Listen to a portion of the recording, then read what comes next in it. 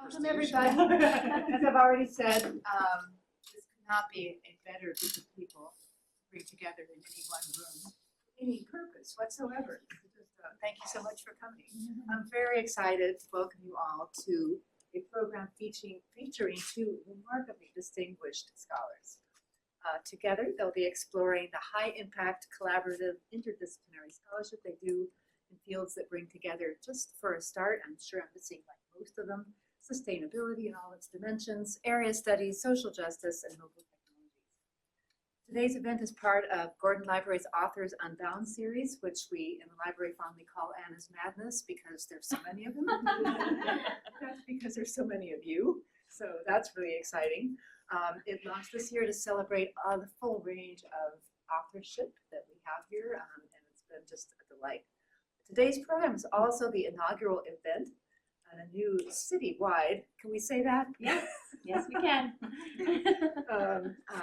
Series of sustainability-themed programs sponsored by the libraries of Worcester's many academic and research institutions, the organization fondly known as ARC, which allows you to borrow books from many libraries in the area, among other things.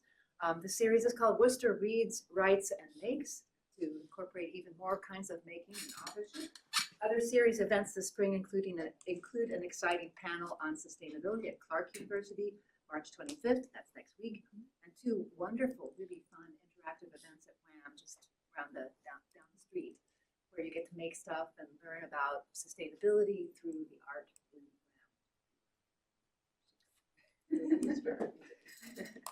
WAM. Our event today features an extraordinary scholar and academic leader, Mimi Scheller, who is the inaugural dean of the Global School at WPI. So I'll say a few words about her first, and then she will introduce her distinguished colleague and collaborator, Dr. Adriana de Souza Silva at Northeastern University. Before joining WPI in 2021, and I remember your interview. Oh my gosh, it was wonderful. Dean Scheller was a founding co-director of the Center for Mobilities Research at Lancaster University in England. She became professor of sociology and then in 2020 head of the sociology department at Drexel University in Philadelphia, where she was also the founding director of the Center for Mobilities Research and Policy. She's a prolific and widely published author. I don't think there's a week that goes by that we don't hear about another book. So you can see like what's going on. We're going to find out a little bit more today. She has served as the founding co-editor of the journal Mobilities, and she's an interdisciplinary scholar with interests that include the Caribbean studies, mobilities research, and social theory. She's the author of many books. I'm not going to read their titles. We'll probably hear about some of them here today. So we're honored to have her sharing her work with us today. And I suspect, in addition to introducing Adriana, she will share a few words about a very exciting anniversary coming up in April, if you wish. Every possibility. This is an informal event, like all of our Authors Unbound events. There will be time for questions, or maybe questions just even as they're conversing. As you can see, no PowerPoints, and we will have time for light refreshments, either if you just feel like getting up and getting some, or at the end, and you can just look around and talk with each other. Thank you. Thanks, Anna. Thank you. Okay, so I'm really happy to begin by introducing our guest, Dr. Adriana de Souza Silva, who is a communication studies professor and director of the Center for Transformative Media, which is in the College of Arts, Media, and Design at Northeastern University. And in fact, it's a new name for this center, and it's a really exciting time, I think, for Adriana to have recently just moved to Northeastern to become the director of this newly named center. And I should confess, I'm on the advisory board, so I also have a stake in it. She is also one of the editors of Mobile Media and Communication, the journal, and she is the vice chair of the International Communication Association Mobile Communication Division. And we'll be saying more about the whole field of mobile communications. Dr. de Souza Silva's research focuses on the creative ways that people appropriate mobile technologies, appropriate meaning like how they use them, including location-based games, mobile media art, And in particular, she investigates how mobile and locative media interfaces shape urban mobility and people's interactions with public spaces, primarily in the developing world. And that's kind of how our work, I think, met together. It's through my interests in mobilities and mobile communication, and her work on mobile and locative interfaces and urban space. She's the author or co-author of 7 books and almost 50 articles in peer-reviewed publications. And she recently received the Distinguished University Graduate Professor Award from the North Carolina State University's Alumni Association. She also twice won the NC State University's College of Humanities and Social Sciences Outstanding Researcher Award. And over the course of her career, she has had visiting appointments or positions at universities in Brazil, in Denmark, and she teaches classes on mobile communication, internet studies, and histories of technology. So, Adriana, thank you for joining us. Yeah, here wonderful at WPI. introduction. And I mean, thanks for having me. I'm really, excited to be here, and it's really a pleasure to be kind of sitting here with you and having this conversation about books. Because, yeah, as maybe said, we kind of met. I think the first time we met was like in Denmark, but I knew of your work for a long time since I was writing my dissertation, and exactly because I was looking at mobile communication, and then I read her kind of seminal paper on the mobilities paradigm with John Perry, and that kind of changed my way of thinking about the field as well. Yeah, and then pretty early in our relationship and getting to know each other's work, I think was when you hosted a conference at North Carolina State, which I attended, and part of the story of our working together has to do with the books that have come out of some of these meetings and relationships that developed over decades. I mean, over a couple of decades. Yeah, and so I guess I'm just going to start by asking you a question that I had, like how did the field of mobilities research originate, and what role did editing play in that? Yeah, and we thought this would be a good starting point, would be to talk about the work we each did in kind of originating these very interdisciplinary fields.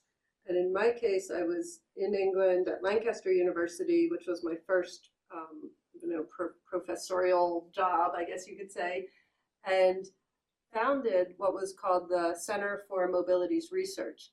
And to launch that center, we held a conference. I co-organized a conference called Alternative Mobility Futures.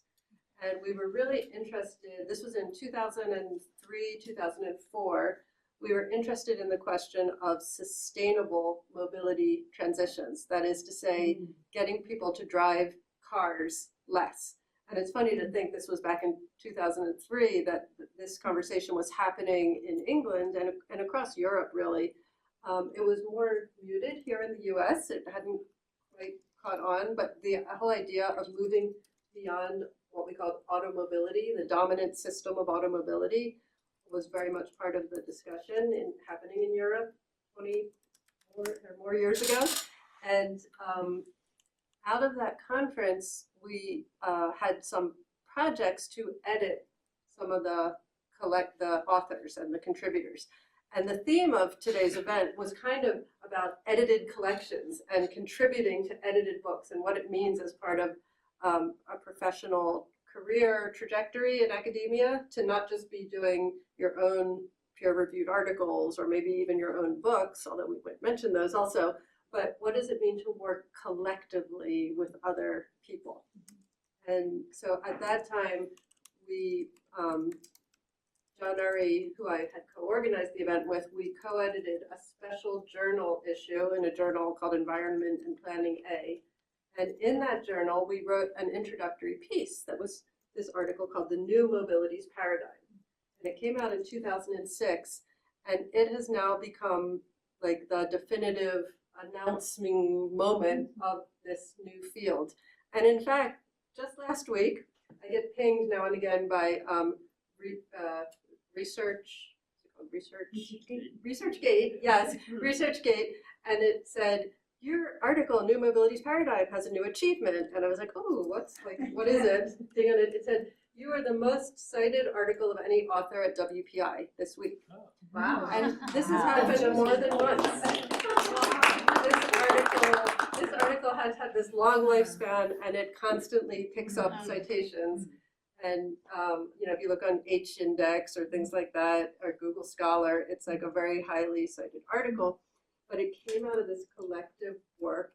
And at the same time of the journal issue, we also, John and I co-edited a book called Mobile Technologies of the City. And we were thinking along this track to do with how new mobile communication technologies were changing physical mobility in cities. And that is what brought us into conversations with the kind of work that it turns out Adriana was doing, and led to our later collaboration. And I'll just mention before turning back over to you, Adriana, that we also, around 2004, were working in this new mobilities paradigm. We were also talking about questions around migration and other kinds of transnational movement. And so I also co-edited a book then called Tourism Mobilities, and that came out in 2004, and a book called Uprootings, Regroundings, Questions of Home and Migration, which also was published in 2004. So that whole little set of edited books were part of this collaborative defining of a field that we called mobilities research, which took off then, spread around the world, now has multiple journals. We co-founded the journal Mobilities, which Anna mentioned, in 2006, the first issue came out. So it was like, that's how you establish a field, is you do this kind of collective work together, and work with, it was a very networked group of people that were initially based in different European countries, but now is in Latin America and Asia and Australia and many, many different places. So let me ask you about your kind of similar contributions to an adjacent field. So how did you first identify the gap in the literature on internet studies, mobile communication, locative media, and mobilities that you kind of brought together and that led to your research on, I'll mention a few concepts that maybe Adriana will tell us more about: hybrid spaces, net locality, networked urban mobilities, and location-based gaming. Yeah, well, thank you. And I mean, these are all kind of like the areas that I work in. And I like that you mentioned the story about the beginning of the fields of mobilities, because for me, when I found out your work, I was enlightened. I said, oh my God, there's this all people like in different areas. There was more sociology. They are talking about very similar things. And I was more involved in people in communication. And that's why I think it's interesting that sometimes in academia, we are very like within our disciplines, and people don't talk with each other, right? And at that time, I was actually writing my dissertation, and one of the things that I was noticing is like there are a lot of people in the area that was like internet studies, but a lot of the rhetoric around like late 90s, early 2000s, as you might know, it's this idea of cyberspace, that you enter the internet and then you leave your body behind and your mind goes inside, like very sci-fi. And that was around the time that we started like using cell phones, right? So, I mean, the idea was that in the cell phones, we're starting to be internet connected. So when you kind of can walk around and carry the internet with you, I mean, I was wondering, like, how does that change the way we not only experience the internet, but we experience the spaces, the urban spaces around us. And one thing that I realized is that, yeah, you keep finding like, well, there's a lot of people studying the internet, but looking at like websites, social media. And then there was, I was starting to look at publications. And so I found this one book by James Katz and Mark Ackerson called the, I blanked on the name right now. The Perpetual Contact, yeah. And that was based on a conference also that they organized at Rutgers, that they included like scholars from other different parts of the world to talk about the impact of cell phones in people's lives.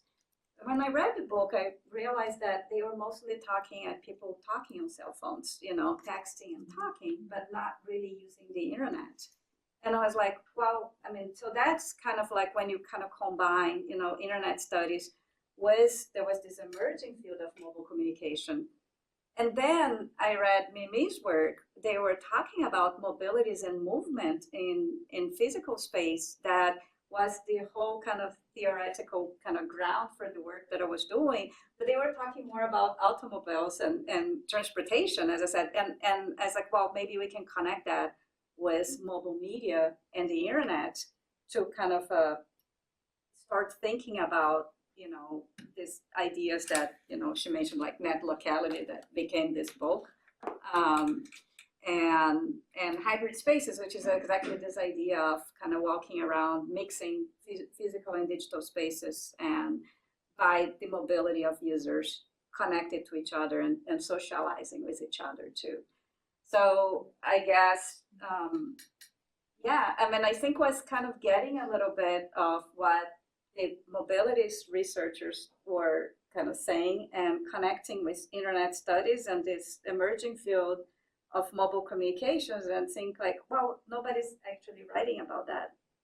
So Yeah, and that reminds me of like the notion that it's kind of at the edges of different fields that innovation happens. And our fields might seem a little close together, but you could take any field of research and think about that the questions that are seen as kind of on the fringe or peripheral or on the edge of that field are the ones that rub up against other fields that are asking the question from a different direction, and they kind of meet each other, and then something new happens. And that's kind of what happens. yeah, and I was actually thinking that so I really like this story because this is the book that Mimi and I co-wrote. It's called Mobility and Locative Media, Mobile Communication Hybrid Spaces.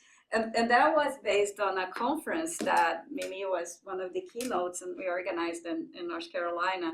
And the idea for that was exactly working in between the fields. So I was realizing at that time, this was a little later, it was 2012, but that there was this whole set of scholars in mobile communication that were studying mostly like cell phones as telephones, you know, like talking and texting each other.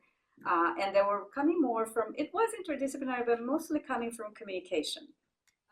And then there was this whole field of mobilities that was also interdisciplinary, but there was a lot of people in sociology, transportation studies, right, tourism, geography, and looking at, you know, mobility in space, spatial movement, yes. And then because I was looking at hybrid spaces, I started looking into location-based games, something like Pokemon Go, you know, that you can track your position in spaces, and that's why how you create the hybrid spaces. And there are a lot of actually artists working on what they call locative media. But that was a specific field where artists were working on developing, you know, projects, and like Terry Rube, for example. And I said, wow, these people, they don't really talk with each other, you know, like they're all working on different areas. So why don't we just create a conference about that? And that was actually the Pan American Mobilities Network conference, right? Yes. That I think you organized the year before. It had just been founded at Drexel, and then I offered to like, oh, I can do like the next year. And so I got keynotes from the 3 different fields, and people, you know, there were like people from 100, more than 100 participants from like 30 different countries. So it was really international too. And then Mimi and I decided to edit this book afterwards with selected papers just to show the convergence of these 3 areas, like mobile communication, mobilities, and locative media. Yeah, and just to pick up on the thing about artists and the media artists, was that they were the ones to first take up some of the new technologies and really try them out in creative ways and sort of test the limits of experiment with what you could do with a phone or with augmented reality or with Pokemon Go type things, different kinds of like mobile gaming, but there were artists working with those media, and in their practice, they were doing things that were very theoretical in a way, like that inspired social theoretical ideas in a way about how communication works, about how movement works, and about how digital and connected movement works. So the artists and their creativity are an amazing spark for this new kind of work. And I'll just say, like, it led to other work in the field drawing on artists. And so I was going to mention how we both have been involved in editing handbooks. And one of the first handbooks I did, and many of them are published by Taylor and Francis, or Routledge. This is the Routledge Handbook of Mobilities. And this was co-edited with 5 editors, including myself, who had been very involved in the field, and we had been, were involved in journal editing, and so we knew many different authors, contributors who were working in the field. And in this particular book, we divided it into sections that are called things like qualities, spaces, systems, infrastructures, materialities, subjects, events, and methodologies. And so they were very kind of abstract, broad ways of organizing the field, but showing all the different kind of work that was happening that related to mobilities. But later, I think we started inviting artists to all of our conferences. And so that reminds me of this other Routledge handbook over here, which is about mobile media art. And Adriana is the co-editor of that one. Now, she has a chapter in this book, and I have a chapter in that handbook. So there's been this interweaving of the fields, and the handbooks come out in, for slightly different audiences, but we all sort of share some of the same interests. Yeah, and I think what you mentioned about artists kind of driving and pushing the limits of technologies, that's very important. It's always been very important to my work too. I didn't mention when I was at UCLA kind of doing part of my PhD, I was in the design media arts department, and I think that's what kind of drew me. And I worked as a designer before too, but to the art. But also when I was doing this original research on mobile communication, trying to figure out, how cell phones could be used as internet connected devices. Just think that was in 2002. That was before iPhones. So it's not something kind of given that everybody would use the internet around. But then I started looking at, so how can I get examples of that? And I found two. First, from media arts. And then the other one were actually location-based games. So there were this small startups like in Sweden and then Japan creating games that in 2000 that, like Bot Fighters or Moji, that are kind of predecessors of Pokemon Go, but in a much low, like Bot Fighters are played with text messages, and Moji had a very rudimentary interface. So that's why, this book actually, the Digital Cityscapes, what merging digital and urban play spaces, was an attempt. I actually co-edited that with one of my master's students. That was my first one, and we were basically, I was looking at the few people that were working in this area of location-based games, and we had 3 sections on one for education, the design of location-based games, and the third one, I don't remember because I wrote this a long time ago. Oh, the theoretical approaches, how people were thinking about this. And that was actually fun because I could actually contact all the people who I had identified all around the world that were working on these topics and ask them to write papers, and we edited. And that reminds me of something we were going to say about this. Yeah. This book called Dialogues on Mobile Communication. And in this instance, there was an interview.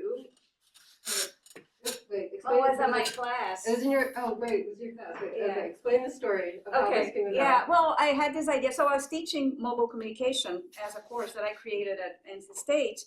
And it's a very new field, right? So that's, as Mimi was saying, that she kind of was instrumental in like creating the first center in mobilities and the conference. I mean, in mobile communication, we started a division, a new interest group at ICA, and then there were lots of pre-conferences over the year for the last 20 years. That were, ICA being the International Communications oh yeah, Association. thank you for that. Which is like the professional body that studies communication. Yes, and then finally we found a journal, the Mobile Media Communication, that was actually what solidified the field. But this was actually before the journal, or right around the time when the journal was 2012, around too. So, and I said, you know, the field is so new that we are in a position that there's very few people, and I kind of know most of these people, so why not invite them as guest speakers for my class?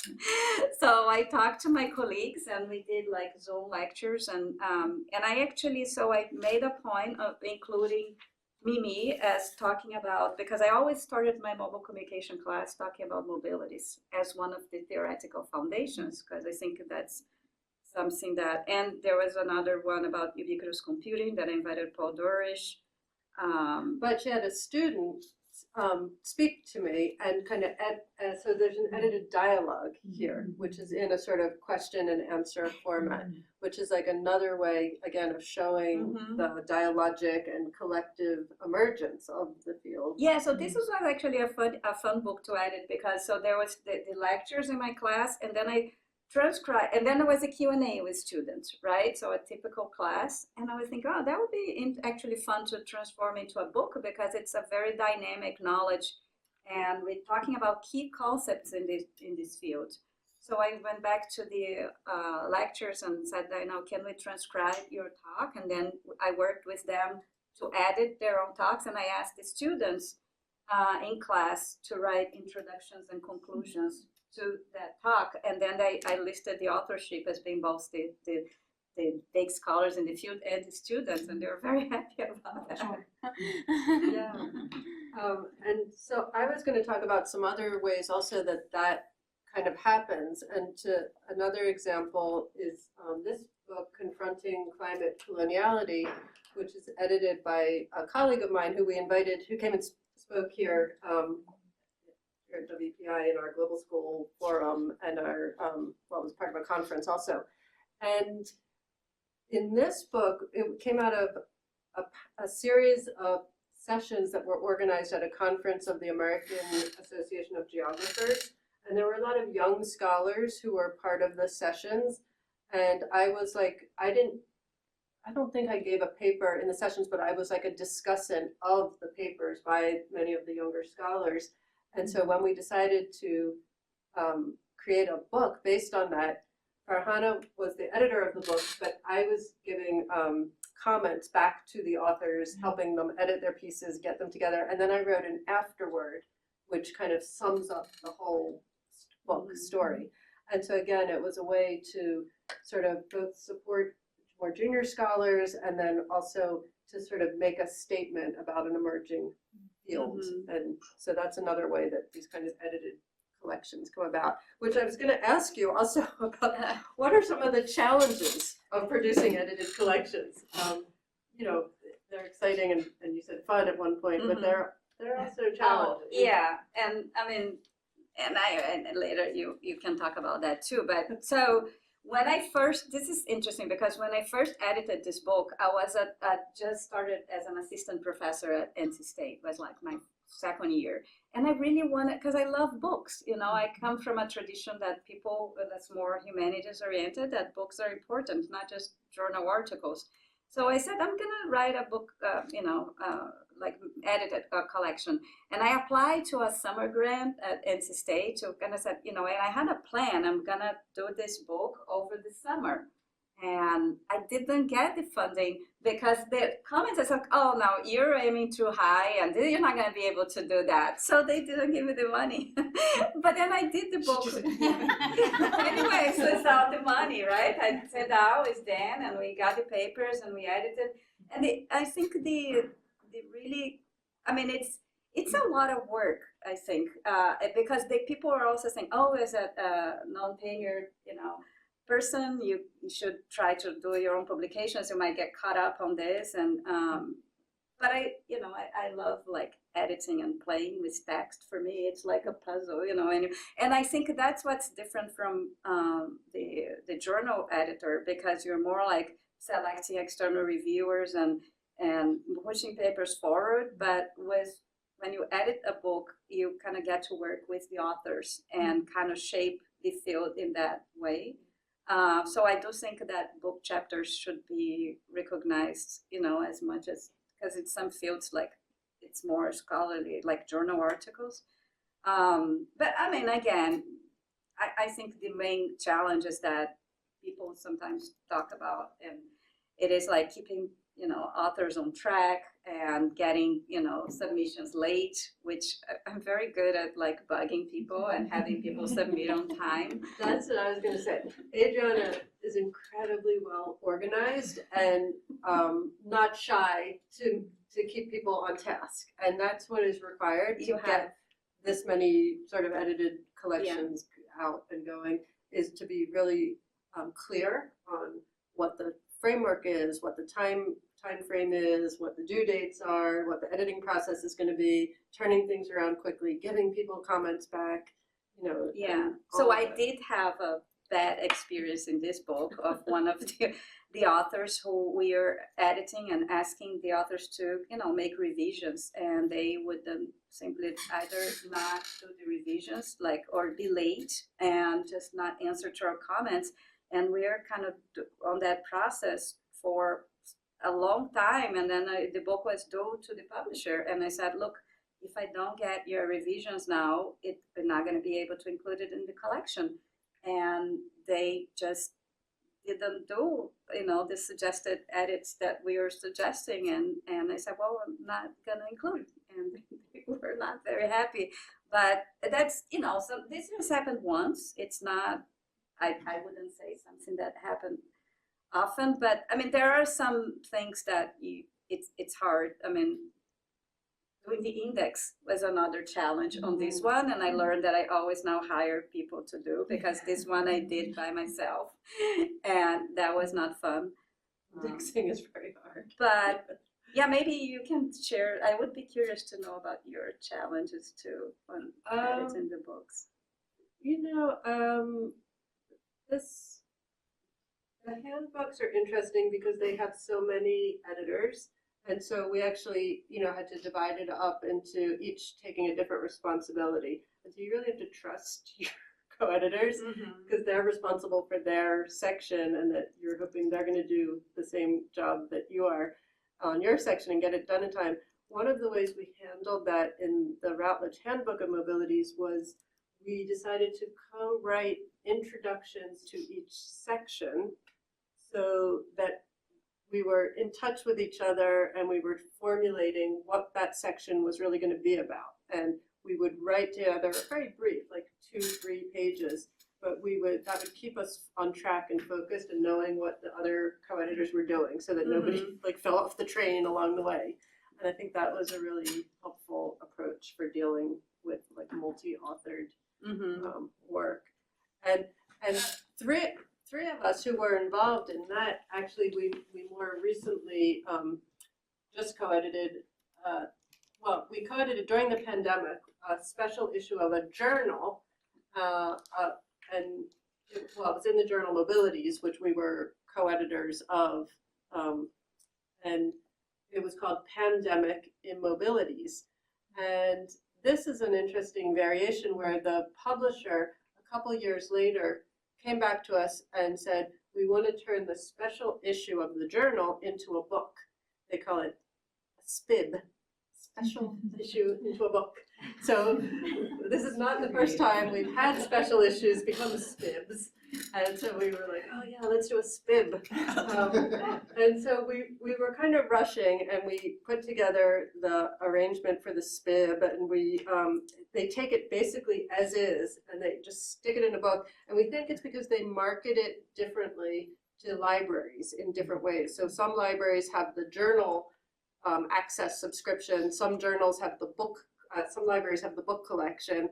And so it gets out to audiences in different ways. And then there's the ebook, like people can download the chapters from the ebook in a different way than the journal issue. So it's something to do with marketing.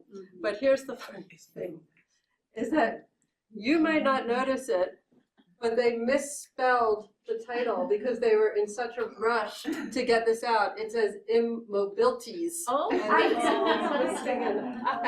Which we thought was hysterical. Like, oh, this was so rushed, you didn't even spell the title of the book right. Because we checked all the inside stuff, but we didn't. It's a pretty cover at a distance. So nobody will notice. It's a weird word anyway.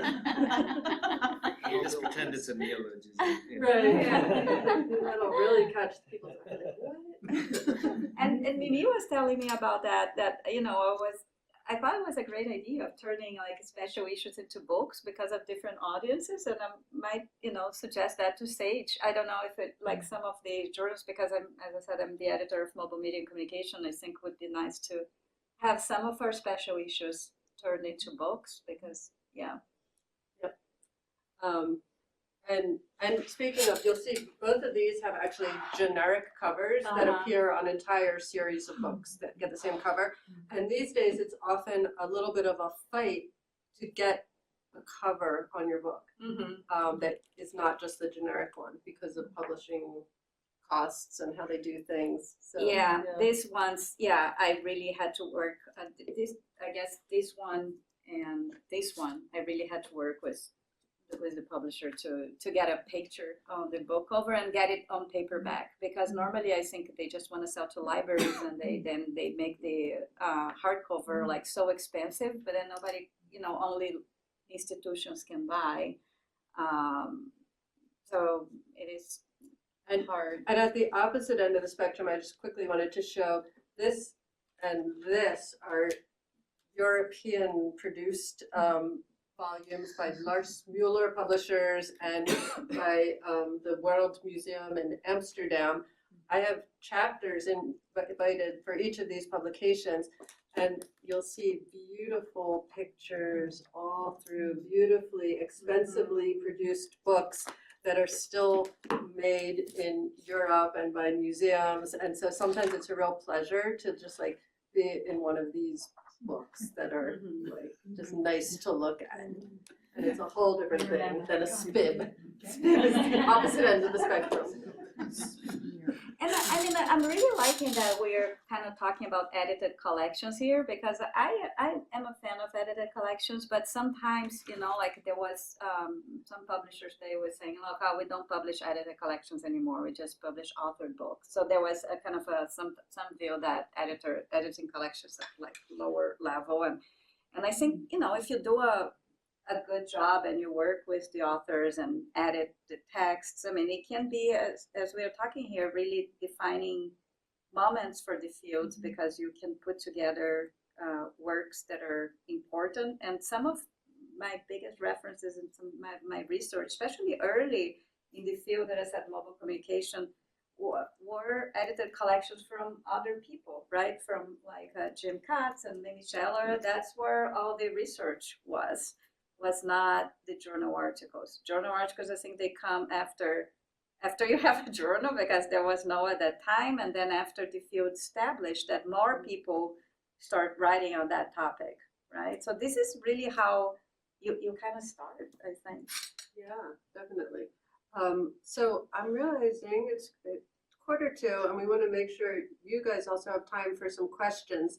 So start thinking of any questions, and I'm going to ask you one more thing before we ask for your audience questions, which is to tell us about the future of your work with the Center for Transformative Media. And it's such an exciting new project, and what are you planning and what's happening there? Yeah, well, I'm in the planning process right now, but it's just, it's been really exciting to be at Northeastern, and with the new center. We're gonna have actually a launch next Friday. If you didn't hear about it, maybe I can send you the invitation, but it's, if you wanna take a trip to Boston, where we, kind of looking at really understanding media as ways that can transform society. And that means, creative ways that people can use or create media, which is, or the ways that media can be designed. I mean, this is actually kind of related to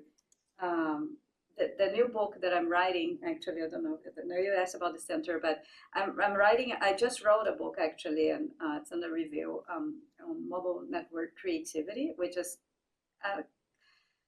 development of this idea of hybrid spaces and mobile communication. But we are actually looking at how people who live in situations of hardships and marginalized communities around the world, that when they have no resources, how they can be creative in building things or using mobile technologies in ways that were not maybe foreseeable by designers, or how people can create without have the necessary training for doing that.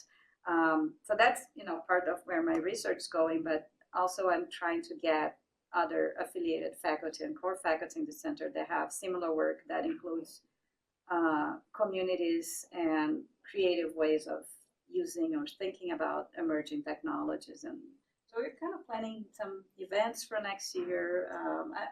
We're giving some mini grants for research. I'm kind of defining that right now. Yes, and I will be at the launch event next week. I'm really excited about it. And we're also including it in the, there's an organization called the Boston Urban Salon, which is across a few different institutions that are interested in anything to do with urban planning, urban space, urban issues. Mm-hmm. And so we're like a co-host of some of the events that you're planning as well. I guess not the launch event, but the launch, I put that the opening lecture. Yeah, it is co-sponsored. And then I was just going to say briefly what I have in progress in editing work, because we're really excited that a group of us who've been working at the Puerto Rico Project Center, including with our master's students and with a postdoctoral fellow, as well as several faculty in the Department of Integrative and Global Studies, we put together a collection for a book series published by Palgrave called Pivot, the Pivot book series. And they said they are interested in short books that will come out quickly and are, issues of the day that we don't want them sitting around for a year waiting to be published. And so we put in a proposal on our work with partnerships in Puerto Rico on climate adaptation, and we just signed the contract this week. So we're excited about that. And it's a quick thing. We're going to finish it by the end of the summer, and it will come out before the end of the year, so 2025. And then my colleagues back at Lancaster University in England who work on art and mobile art invited me to co-edit a book with them called Moving with Uncertainty, Art, Creativity, and Mobilities. So the creativity theme comes up and the art and mobilities. And we think that's going to be published by Bloomsbury Publishers. That proposal is under review right now. And then lastly, just submitted a proposal to MIT Press with a French colleague for a book called Detours in the Mobility Transition, which is about how sustainable mobility transitions are kind of meeting a lot of pushback at the moment, especially here in the United States, and what is happening with the supposed mobility transition. Will we ever move beyond fossil fuel cars? What's happening with that in looking at it from different parts of the world? So those are all hopefully on the horizon. So we'd love any questions that you have. I'm sorry, were you going to? No, I was just going to ask that. Yeah. Questions, reactions, and I know we didn't talk that much about like climate and sustainability, but they're in here. How has your field changed since COVID and the pandemic and everything? So, I mean, like this, the pandemic immobilities book, one of the big topics there was about how the pandemic kind of deepened existing inequalities in Ah, very interesting. Yes. and what we, I didn't go that much into the content of what the field researches, but part of what we look at is what I call mobility justice or injustice, and the unequal, both the inability to move, but also sometimes people who are forced to move, right? So coerced mobility, and what it means, like for example, the first responders who had to travel and had to go to work, who had to be out there exposed to COVID, versus the people who had the luxury of staying at home. And also what the impact was on, for example, rural areas where urbanites were moving to, and then how that affected real estate markets, rental markets, all of those issues, and the whole quarantine question. That's been a thread that's gone through mobilities research and will continue to be really important into the future. And in fact, in the very first journal issue that we published on mobilities in 2006, there was an article on viruses. At that time, it was in the UK. There was an outbreak of foot and mouth disease amongst animals, and it had big impacts on movement around farms and rural areas. And so from the very beginning, we've talked a lot about viral mobilities also. Yeah, I actually use a lot of the papers in that special issue in my class on network mobilities. And also in my book, The Mobile Network Creativity, we have one chapter about precarious mobilities, which are actually looking mostly at COVID-19 and during the pandemic, what kind of creative practices emerged when people simply didn't have access to either mobilities or other resources. So for example, one of the examples we give is those Wi-Fi enabled school buses that, you know, instead of where in areas where schools didn't have, their schools were closed and children didn't have internet at home, that a lot of school buses were repurposed to be like internet hubs, and they would drive to these communities and people would just like sit around the bus and they knew exactly the time that the bus was going to come, and then allow them to do their schoolwork, but not only that, to be connected to the rest of the world. And actually that has also changed. It actually took internet to some of the schools that didn't have before, and was a practice that they kept even after the pandemic. So we have a few examples like that. You mentioned, Mimi, that the innovation happens at the edges of different fields. Do either of you have a sense of some totally different fields or areas of scholarship that you feel mobility studies might benefit from some you know, cross-contamination with, that you aren't already, because you're already looking at a lot of different things, but. Yeah, I mean, so I didn't mention this is the Routledge Handbook of Architecture, Urban Space and Politics, and I found my work meeting up a lot with architecture and design scholarship, and in fact, in a few weeks, I'll be at the Harvard Graduate School of Design as part of an event there called Acts of Scaling, and they're interested, and I look at mobilities across different scales, from the body to the city to the transnational to the planetary. And so architecture is very interested in questions of scale as well. So we've had a lot of rich conversations. They actually are interested in work I had done on the material mobilities of aluminum, because they have people interested in like the material of buildings. And so I'll be actually giving a paper on aluminum.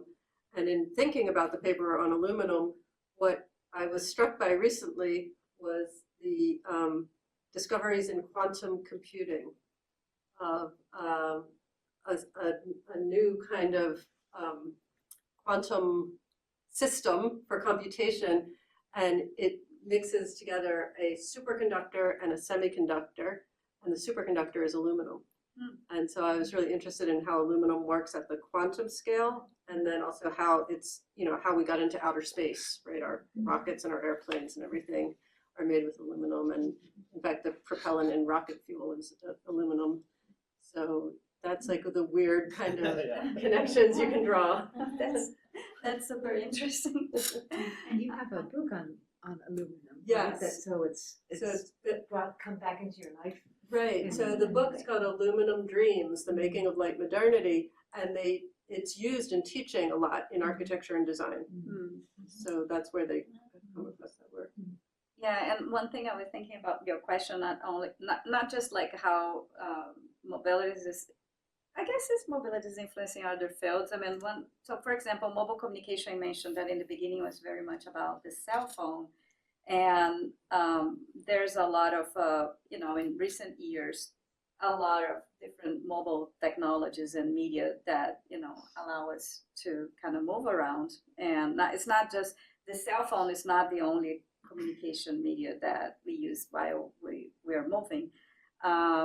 So there's a lot of push to kind of recognize these other kinds of media, and even including, things like Internet of Things or smart cities, and looking at sensors and other infrastructures that enable mobilities and connected mobilities, right? So it's not just about the technologies we carry with us, but all the urban infrastructures that allow us to be mobile and connected.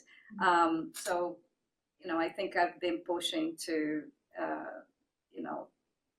people and other authors also in mobile communication to kind of get at this broader view. And so I think sometimes even when we are in a specific field, people can start having different approaches to that topic, right? So mobilities and how to understand mobilities, or how to understand mobile communication. Yeah, and actually that's reminding me the very first article I wrote with my late colleague John Urry, before we wrote the new mobilities paradigm. In 2000, we published an article called The City and the Car.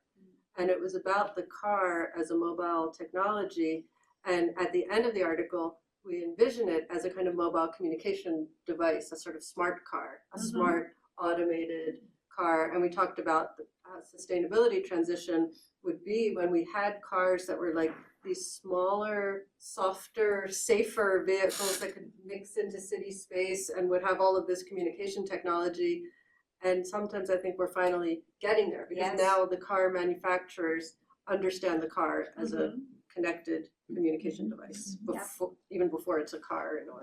It is definitely a mobile technology. And you have the book, right? The Mobile Technologies of the City, and that's was focusing on cars, or No, what it has a lot of different technology? topics, right? But we did a lot of, some chapters in there are on cars, Okay. and we talked about mobile communication and cars and other places. And in fact, in your mobile media art book, the chapter there I co-wrote with my PhD student Julia Hildebrand, and it's about artists using mobile LiDAR technologies, which is a kind of light emitting radar. I forget the acronym of LiDAR, but that's used in automated vehicles also for them to navigate. It's another kind of mobile technology as well. So we're talking about emerging technologies. I'm sorry to bring this up. And the autonomous vehicle is obviously something that's getting a lot more attention, and has had, from a policy standpoint anyway, an uneven sort of trajectory, at least in the United States. But I haven't heard any mention of artificial intelligence. And in these kind of communications technologies, I imagine that there's a lot of applications. When we talk about creativity and other things, and whether it's coming from, text or paintings or, visual technologies, I'm not sure that we really in a good position to, at least I'm not, to anticipate where this all goes. So I'm wondering if the connections here, you want to make some connections between whatever communications media of 10 years ago and the 10 years from now or something. Yeah, well, I was going to say, all of these publications came out sort of pre-generative AI exploding, and definitely it's something we're thinking about. And I'll just say that in my conversations with Steve about the Global Lab and the work around AI and XR that the Global Lab might do, one of the things that is inspiring my thinking is Adriana's work on hybrid space and networked creativity, because a lot of the work that's done on AI and machine learning assumes that you are sitting still at a computer screen and you're asking the AI to do something, and you're interacting with the AI and you're having conversations and dates and who knows what, but it's all like still on a screen. But I'm thinking of, okay, the AI is going to be in our phones or whatever new device we're carrying around with us or is implanted in us, who knows. It's going to be mobile AI. And so it's going to be hybrid AI. It's going to be AI out in the world.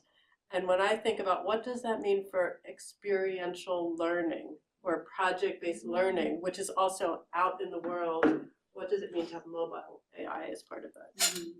Yeah, no, I think that's definitely very important. And I mean, sometimes people say, oh, when I have described, I was going to mention AI before, but I was like, yeah, no, because I do think that it is kind of that ubiquitous thing that, you know, it's not just like we don't, oh, are you going to study AI? I mean, the AI technologies are going to be embedded into everything, right? And it's that kind of like sometimes, you know, we have like this views of, you know, when technologies emerge, there's always this kind of two different kinds of reactions, right? You have like either the utopian view, it's going to change everything, or the dystopian that it's going to ruin the world, right? And then once it gets embedded into society and people like, you know, we don't think anymore about turning a switch and having electric light, right? So there is this kind of patterns if you look at media history. I'm not saying that we're not going to shouldn't think about AI. On the contrary, right? I think it's more important than ever to understand how it's going to be embedded into all sorts of technologies and all sorts of practices that we have, like walking around and communicating with other people. And for me, especially, I was thinking last year that I want to teach a course on history and ethics of AI, especially because we talk a lot about generative AI as if it's something very new, but there is like a long history with cybernetics and, you know, chatbots from the 50s and how, you know, I think understanding where that came from and then where it's going, like becoming mobile and integrated into cars, intelligent transport systems, like scheduling a call or calling people, you know, it's already there. So it's just we need more people thinking about it. Because I'm just thinking about it, the obvious already there sort of thing is the Google or Apple Maps that revises itself every, I don't know how often, 5 seconds or 30 seconds or something, and will give you a different direction or a different route or warn you of something that's going on. So as it moves around, it's obviously, you know, tracing all these changes in the environment around you and your route to a destination.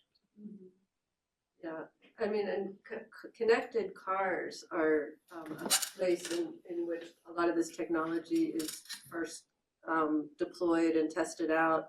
And I don't know if you have one of these car-based systems on where the map says, okay, there was a car on the side of the road here, and as you're passing by, it asks you, is it still there? Like a little sign pops up, and so you're feeding it real-time information that it specifically knows you're passing by that spot and is asking you.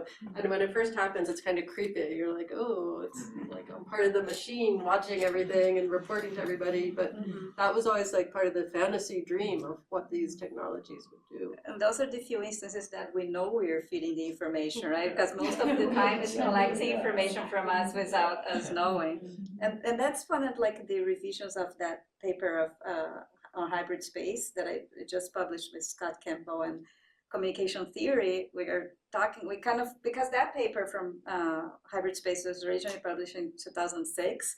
And as you know, Mimi talked about, I mean, was not as famous as the mobilities paradigm, but got a lot of citations. So we decided to do kind of a lit review of the people who kind of cited and used the concept in the past 15 years and understand how the technological spatial landscape changed to include these new technologies like, you know, AI. And one of the things that we say is that, like, 20 years ago, we used to think that we kind of choose to be in hybrid spaces, right? Because we would play a location-based game or interact with a mobile media art project. And now, because you have all these sensors and things that, you know, embedded into the environment and cameras, we find ourselves in hybrid spaces, even if we don't know that we are, right? So there's no agency anymore most of the time. Which makes me think, just to follow on this conversation, I feel like there's a lot of space to go back to this question of subjectivities that you mentioned. It's a section in one of those books, because I feel like we're thinking a lot about hybrid spaces, but I'm thinking of like Donna Haraway's work on the cyborgs and how we're becoming hybrid ourselves, and that's a big part of this connected mobilities thing, is how all of this changes very much what it means to be human, how we move through spaces. Yeah, and I mean, I love Adriana's work on mobile network creativity, because it says that is happening even amongst the most marginalized populations, and the people that you think are somehow excluded from these technologies, they're actually finding ways to use them. And I've done some work on migrants and their use of mobile phones, for example, just showing how important it is for all the the migrant pathways and the knowledge and the information, and how do you get from place to place, how do you power your phone, how do you get the chip for your phone, how do you move across space and stay connected with your networks and with your people, your friends, as you're moving, and with legal systems, and with now where we see it's being used at our borders, and smart borders are a really important part of a technology of control of mobility. And the sort of registration system to get the asylum interviews and all of these things. Yeah, and another thing we want to kind of, the message in the book is also to say that there are a lot of idea that technology brings progress, right? And that people design technologies, and they are normally designed in like rich countries and then given to more poor countries, and then you're going to solve their problems. And but also, kind of trying to get away from this idea that, we're going to give you technology and, things are going to be becoming better, but looking at the very communities and how they are building their own technologies from the ground up, right? And then learning from these practices to maybe inform and look at other communities and how they can be helped, not by coming from the outside, but from the inside, right? Which is a perfect pitch for why global project-based learning is so important at the intersection of technology and society. And as Anna mentioned, we are celebrating the 50th anniversary of WPI's Global Projects program and off-campus project work by our students. On April 15th, we invite you to join us at a celebration of that incredible moment in time, which we hope to move forward into the next 50 years, and really how important it is today to keep alive global intercultural communication, connection, learning from each other, understanding what's happening in other parts of the world. You have to be there to experience it.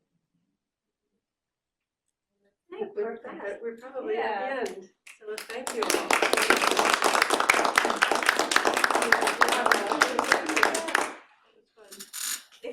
Public research has so many interconnections. I know, right? like we didn't even realize. Yeah, like it's nice to talk because we've been like connected for like 15 years and doing stuff I never sat down and spoke about it. Yes, that's the first time, so thank you.